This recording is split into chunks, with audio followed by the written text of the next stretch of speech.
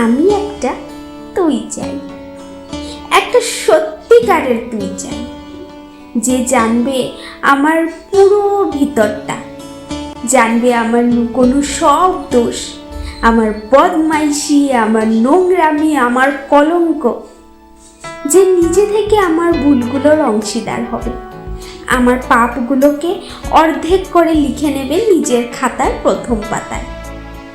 আমি এমন একটা তুই চাই, যাকে আমি নির্দ্বিধায় উপহার দেব আমার সব অনিয়ম, আমার অপারগতা, আমার পদভ্যাস, আমার উশৃঙ্খলতা। আমি পিঠ চাপড়ে তার কাঁধে তুলে দেব আমার অসহায়ত্বের ঝুলি, আমার একাকিত্ব, আমার নিঃসঙ্গতার কষ্ট, আমার দুশ্চিন্তা, আমার হতাশা।